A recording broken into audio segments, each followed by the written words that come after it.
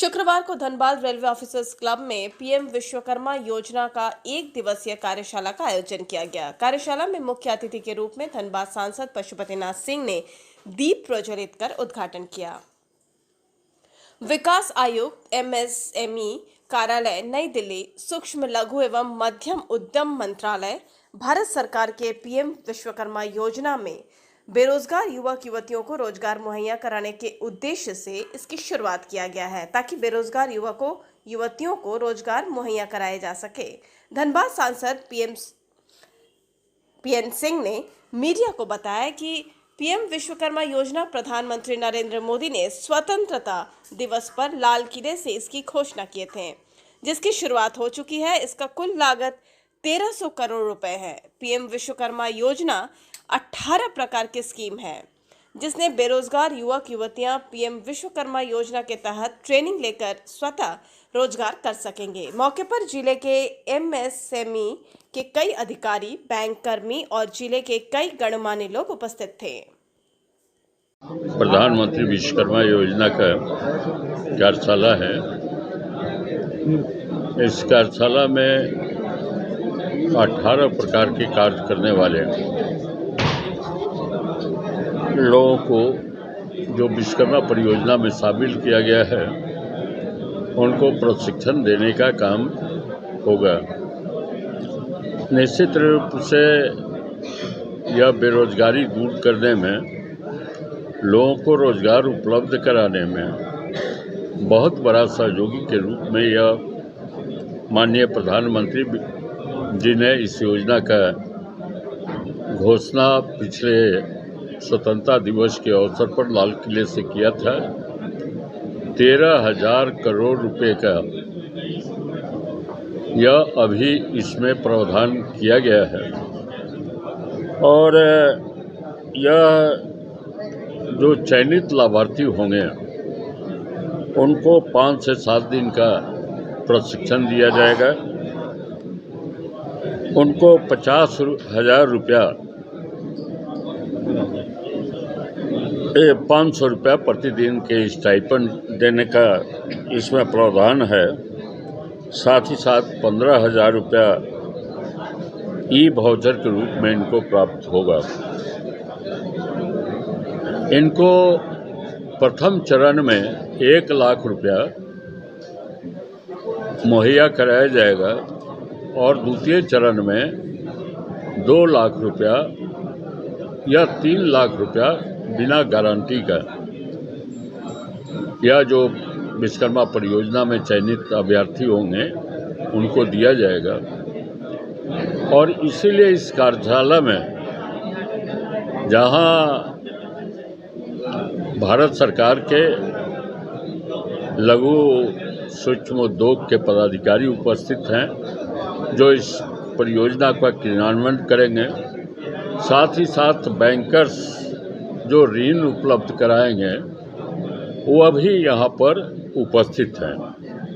जो लाभार्थी चयनित होंगे वह उनके मन में जो भाव या हमको किस तरह से, किस प्रकार से हम चयनित हों और किस प्रकार से हमको ऋण मिलेगा, उनसे सीधा संवाद करने का भी अवसर आज के कार्यशाला में प्राप्त होगा। और निश्चित रूप से यह प्रधानमंत्री जी का एक बहुत बड़ा सपना, जो 18 प्रकार के इस जो परंपरागत, कोई लोहार का काम, कोई सुनार का काम, कोई नाव बनाने का काम, इस तरह से 18 प्रकार के काम को एक नया लोगों में उत्साह पैदा किया है कि हमारे पूंजी बाधक न हो हमारे कारीगरी में। और उसके लिए यह प्रधानमंत्री विश्वकर्मा योजना चलाई गई है।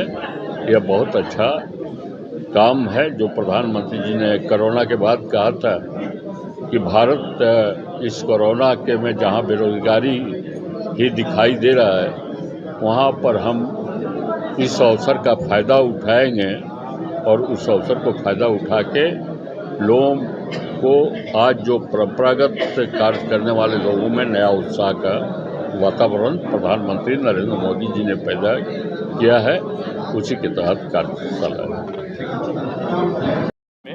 1,50,000 के आसपास लोगों ने रजिस्ट्रेशन किया है और लगभग 8,700 के ऊपर लोगों का थर्ड स्टेज वेरिफिकेशन किया जा चुका है और उनको जिनका थर्ड स्टेज वेरिफिकेशन किया जा चुका है उनको आर्टिजन कार्ड और विश्वकर्मा सर्टिफिकेट दिया जा चुका है।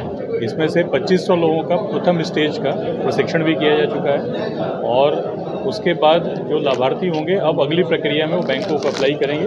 इस कार्यशाला में आयोजित करने का मुख्य उद्देश्य भी यही है कि झारखंड राज्य के पूर्वोत्तर के जो 8 जिले हैं, संथाल परगना के साथ 2 और जिले, इन सब में जितने भी बैंक के कर्मचारी हैं उनको हमने बुलाया है, LDMs को बुलाया है, खुद SLVC के DGM यहाँ पर आए हुए हैं और इस योजना में पंजीकरण कैसे करें, पंजीकरण करने में जो स्टेक होल्डर्स हैं जैसे VLEs, उसको प्रमाणित करने वाले मुखिया, शहरी क्षेत्र में ULB के हेड, इन सबको भी बुलाया गया है। इस कार्यशाला का जो मुख्य उद्देश्य है वो ये है कि झारखंड राज्य में इस योजना को इम्प्लीमेंट करने के लिए पूरे स्टेक होल्डर्स को एक साथ एक हैंड होल्डिंग प्रदान किया जाए ताकि ये योजना अभी तो अच्छी चल रही है और ज़्यादा से ज़्यादा लोग इससे जुड़ के इसका लाभ उठा सकें। ये बताइए, जो आप 3 लाख रुपए की लोन जो बिना गारंटी के दिए हैं उसमें किस प्रकार के नियम हो सकते हैं? उसमें नियम यह है कि जैसे ही वो ट्रेनिंग कर लेंगे वो एलिजिबल हो जाएंगे और रजिस्ट्रेशन के टाइम पे ही उनको अपने बैंक का डिटेल उनको मेंशन करना पड़ेगा।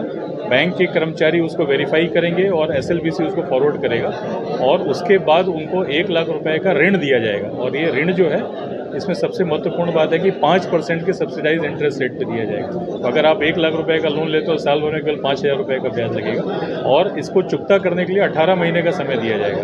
वो आर्टिजन अपना काम करते हुए जैसे ही 18 महीने में इसको पूर्ण करेगा वो एलिजिबल हो जाएगा दूसरे वित्तीय सहायता के लिए 2 लाख का। उसको चुकता करने के लिए 30 महीने का समय दिया जाएगा, उसमें भी इंटरेस्ट 5% का रहेगा। वैसे लोग जिनका अकाउंट नहीं खुला हुआ है उनका अकाउंट खोलने की प्रक्रिया में किस प्रकार का कार्य होगा?